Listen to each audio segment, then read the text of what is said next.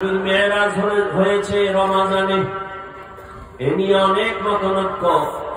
এই রজবের বরকত তবে আছে, কারণ আল্লাহ তাআলা বছরে 12টা মাস নির্ধারিত করে নামও আল্লাহ রেখে দিয়েছেন।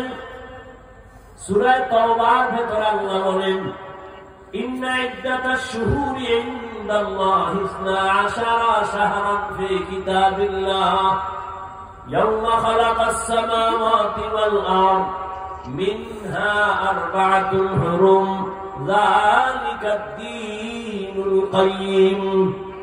আসমান আর জমিন বর্ণনার আকারে আল্লাহ বলেন, আমি মাস বানাইছি 12টা।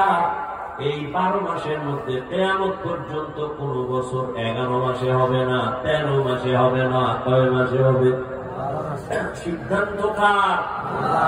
আল্লাহ কয়, এই সিদ্ধান্তটা কোন দিন করছি জানো? আমি লাউহে মাহফুজের মধ্যে এটা লিখে ফেলেছি। বলে কেমনে? কয় কলম দিয়া। কোন দিন লিখছি? বলে ইয়াউমা খালাকাস সামাওয়াতি ওয়াল আরদ, আসমান জমিন যেদিন বানাইছি ওই দিন আমি লাউহে মাহফুজের মধ্যে লিখে রাখলাম।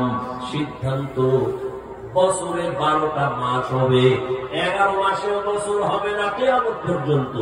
কোন বছর 12-13 মাসে হবে না। এই 12 মাসের ভেতরে 4 মাস হবে বেশি সম্মানিত, জিলকাদা, যুলহিজ্জা, মুহররম আর রজব। এই 4 মাস বড় সম্মানের মাস।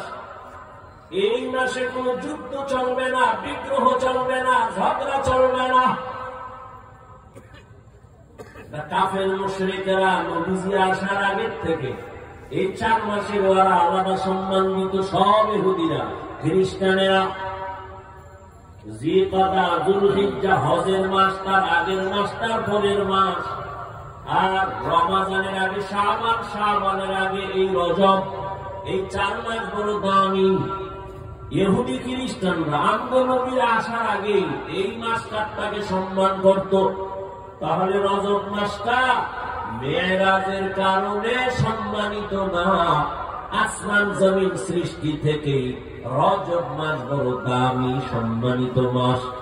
এই জন্যই তো নবী বলেন, রজবে চাঁদ আমি যখন দেখতাম আমি বেশি বেশি এই দোয়া পড়তাম, আল্লাহুম্মা বারিক লানা ফি রজব ওয়া শাবান ওয়া বাল্লিগনা রমাদান। ও আল্লাহ, রজবে আমাকে বরকত দান করেন, শাবানে আমাকে বরকত দান করেন, এবং আমার হায়াতটারে ধাক্কা দিয়া রমজানে পৌঁছাইয়া দেন। আমি যদি মরিয়াও যাই যেন রমজানে আমার মরণ হয়, রোজার হালাতে মরণ হয়।